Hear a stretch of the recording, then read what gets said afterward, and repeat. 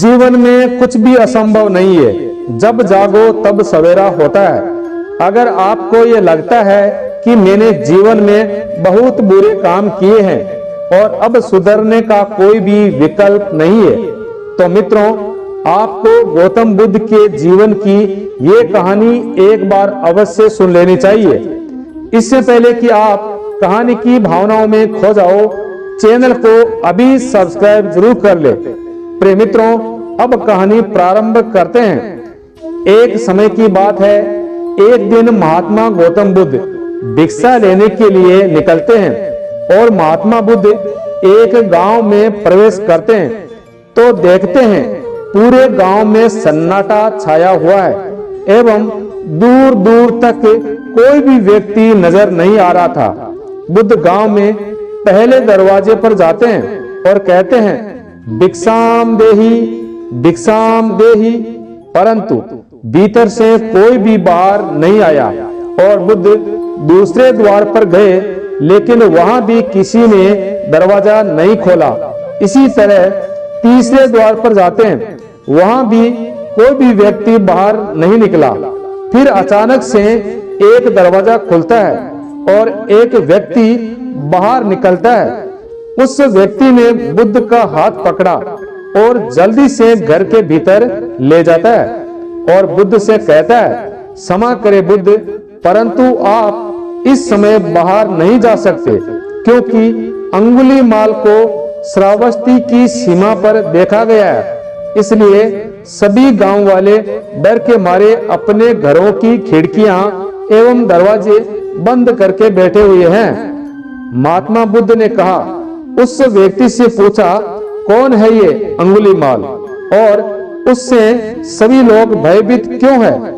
और वह व्यक्ति बुद्ध से कहता है, वो व्यक्ति अंगुलीमाल है और वो राक्षस है, अतः उसे जो भी मिलता है, चाहे बच्चा हो, स्त्री हो, पुरुष हो, कोई भी व्यक्ति हो, यहाँ तक कि वो सन्यासी को भी नहीं छोड़ता।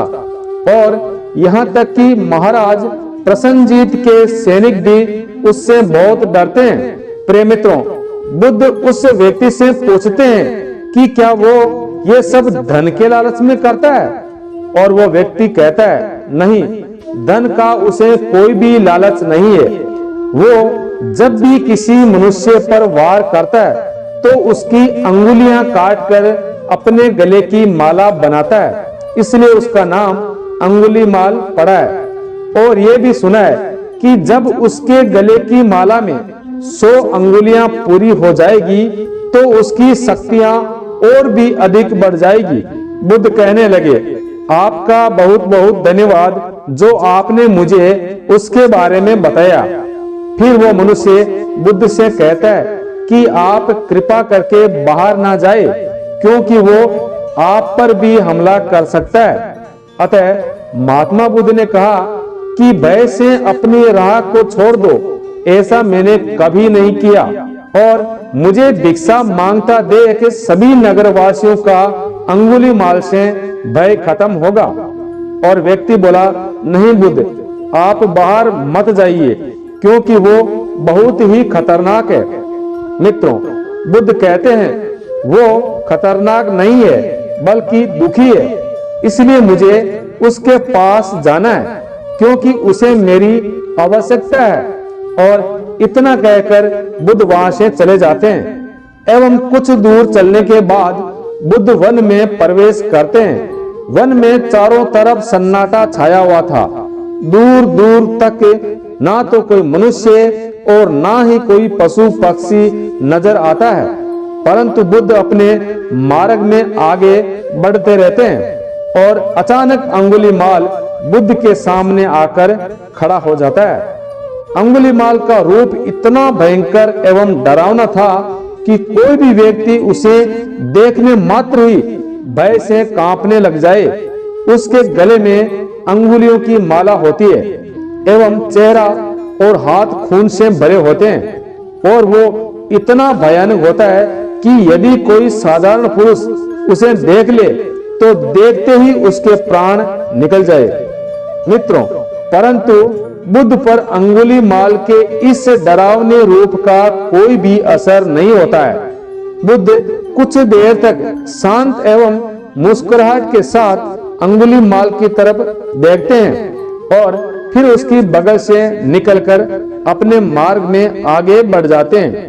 अतः बुद्ध को ऐसा इस तरह से देख अंगुलीमाल को ये समझ में नहीं आ रहा था कि उसके साथ ये क्या हो रहा है, और अंगुलीमाल मन ही मन सोचने लगा कि मुझे देखकर लोग या तो भाग जाते हैं या देखकर वही मर जाते हैं या फिर अपने प्राणों की भीख मांगने लगते हैं।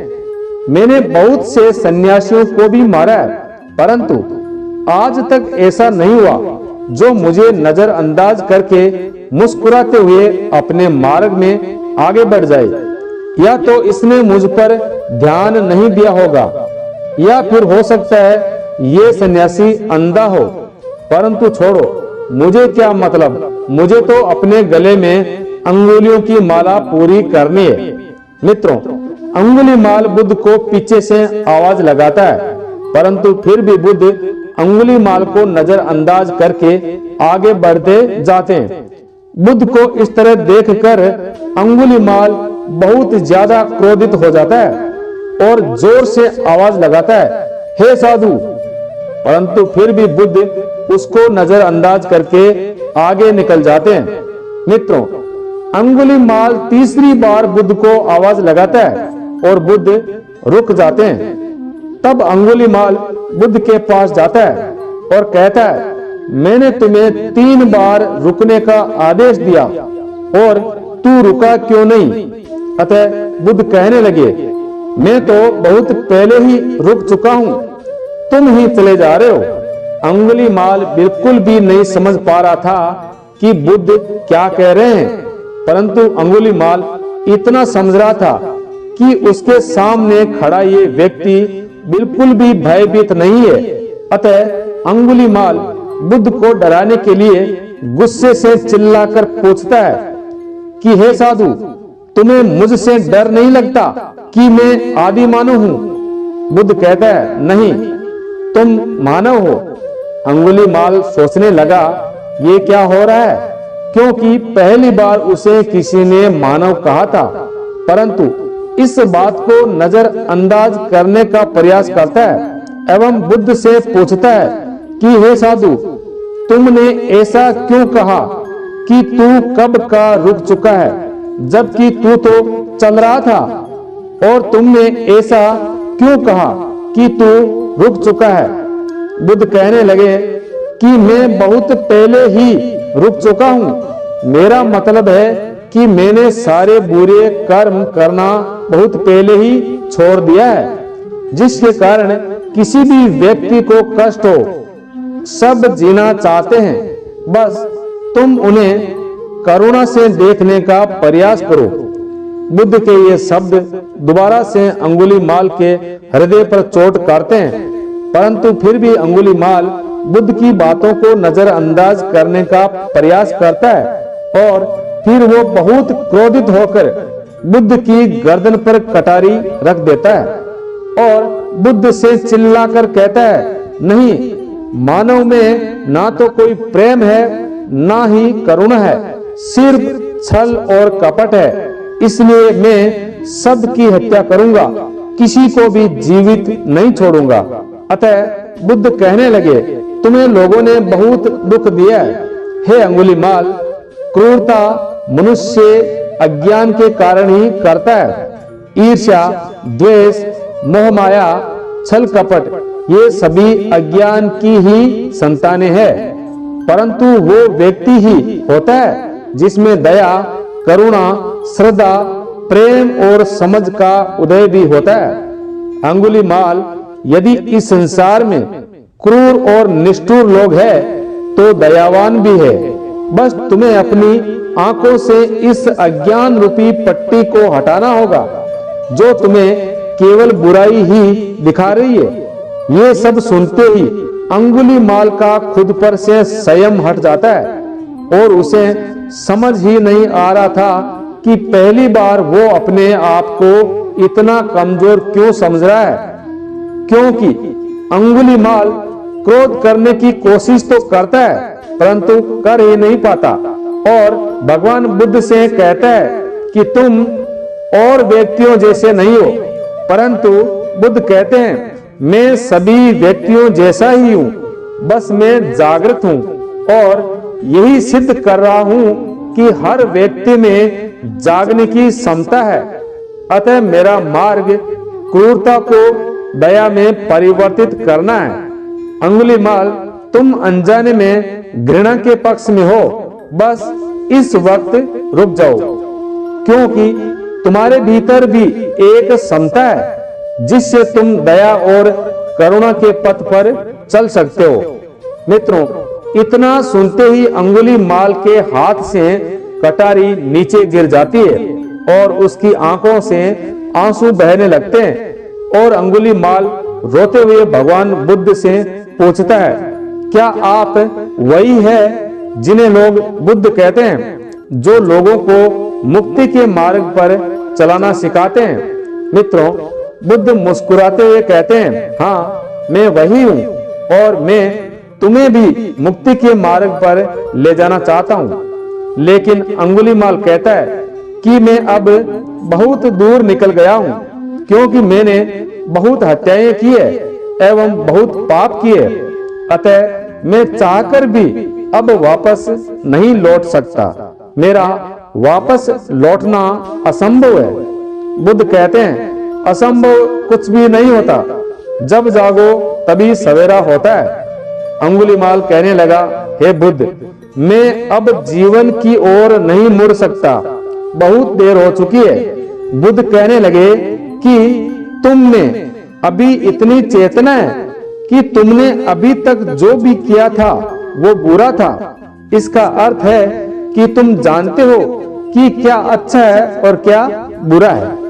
अंगुलीमाल, जिस दिन से तुमने अच्छा कार्य करना शुरू कर दिया, उस दिन से तुम्हारा एक नया जीवन शुरू हो जाएगा। अंगुलीमाल कहने लगा, हे बुद्ध, चाहे कितने भी अच्छे कार्य क्यों ना करूं, परंतु लोग मुझे उसी दृष्टि से देखेंगे और मुझे चैन से जीने भी नहीं देंगे। बुद्ध कहते हैं, अगर तुमने हिंसा का मार्ग छोड़ा तो मैं तुम्हें मार्ग दिखाऊंगा और तुम्हारा संरक्षण करूंगा एवं लोगों की घृणा से भी बचाऊंगा, लेकिन पहला कदम तुम्हें ही उठाना पड़ेगा। और अंगुलीमाल कहने लगा, क्या ये हो सकता है? बुद्ध ने कहा, अवश्य हो सकता है, तुम में अल्प बुद्धि है, इसलिए हे अंगुलीमाल, तुम परम सत्य के मार्ग पर बहुत ही आगे जाओगे। अंगुलीमाल रोते हुए बुद्ध के चरणों में गिर पड़ता है और कहता है, मैं आपको वचन देता हूँ कि मैं आज से सारे बुरे कार्य करना छोड़ दूंगा, आपकी हर आज्ञा का पालन करूंगा, कृपा करके मुझे अपना शिष्य बना ले। बुद्ध कहते हैं, मैं किसी को अपना शिष्य नहीं बनाता, बल्कि व्यक्ति स्वयं मेरे संग से जुड़ जाता है। अंगुलीमाल उसी समय बौद्ध भिक्षुक बन जाता है और उसका नाम अहिंसक पड़ जाता है। प्रिय मित्रों, जब अहिंसक पहली बार अपने संग के साथ एक गांव में भिक्षा मांगने के लिए जाता है, तो गांव के लोग उससे बदला लेने के लिए उसे लाठी डंडों से पीटते हैं। जब ये बात बुद्ध को पता चलती है, तो बुद्ध उसे बचाने के लिए वहां पहुंचते हैं और अपने शरीर को लाठी डंडों के बीच में ले आते हैं और खुद उसे बचाते हुए लाठी डंडों की चोट खाने लगे। अतः बुद्ध को देखकर गांव वाले डंडे एवं पत्थर मारना बंद कर देते हैं और सभी लोग बुद्ध से कहने लगे, बुद्ध, आप क्यों इस हत्यारे अंगुलीमाल की रक्षा कर रहे हो? बुद्ध कहने लगे, अब ये अंगुलीमाल नहीं है, बल्कि इसका नाम अब अहिंसक है। अतः गांव वाले कहने लगे कि ऐसा आदमी कभी भी नहीं बदल सकता। बुद्ध कहने लगे, नहीं, अब ये बिल्कुल बदल चुका है, बस आप इसे अपनी पुरानी नजर से देख रहे हो। मान लो यदि ये अंगुलीमाल होता तो क्या आपकी इतनी हिम्मत होती कि इसके सामने ही आ जाओ? बल्कि ये तो आपका हर वार खाता रहा। क्या इसने आप पर पलटकर वार किया है? नहीं ना। तो क्या ये परिवर्तन आपको दिखाई नहीं दिया?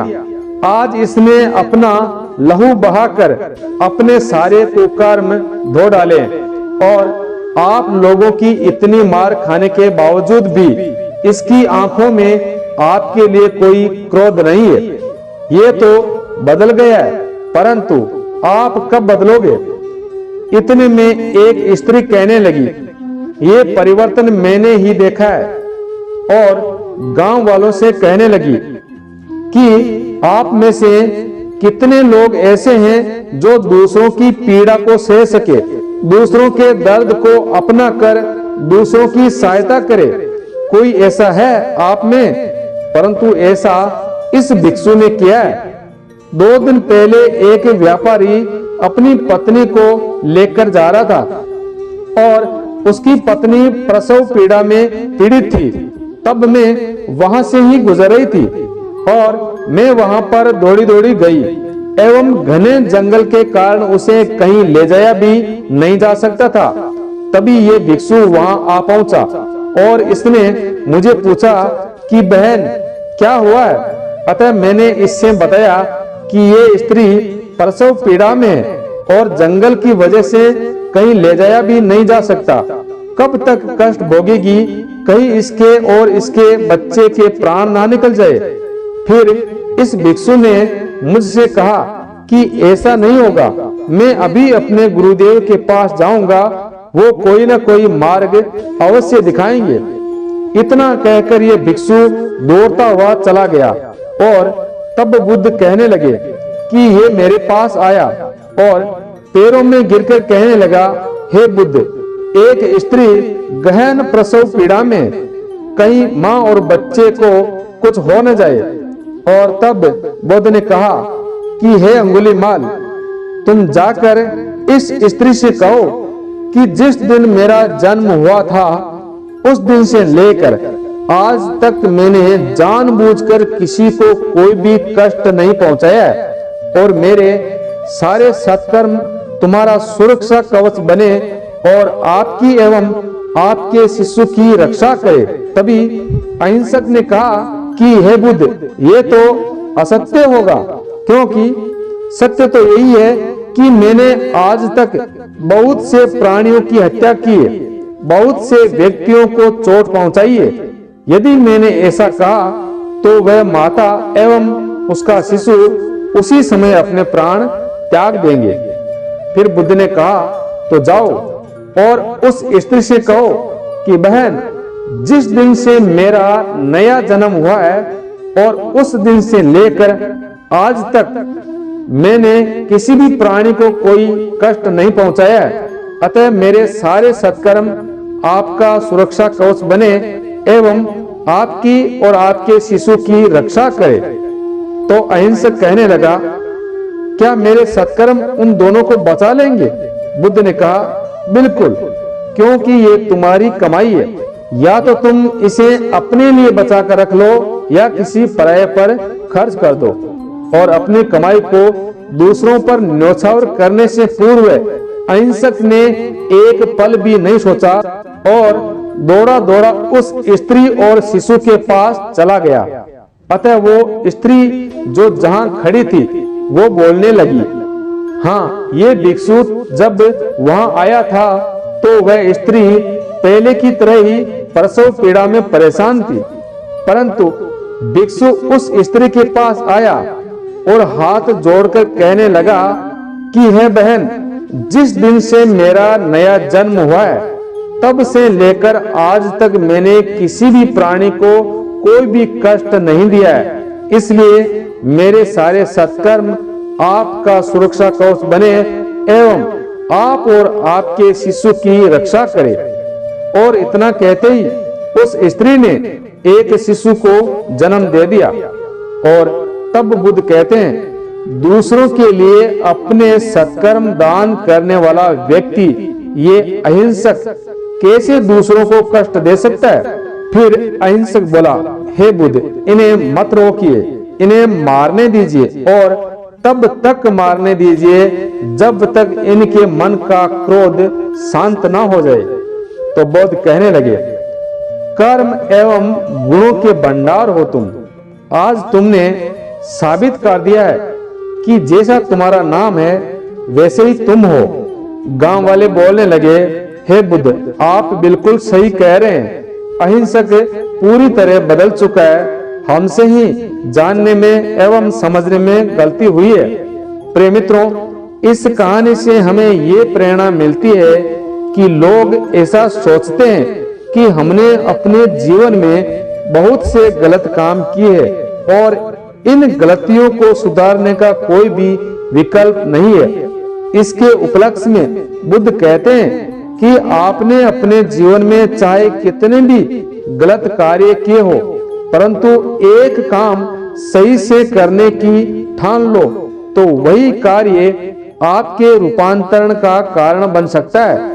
पर सबसे जरूरी बात है कि क्या आप सबसे पहला कदम उठाने के लिए तैयार है।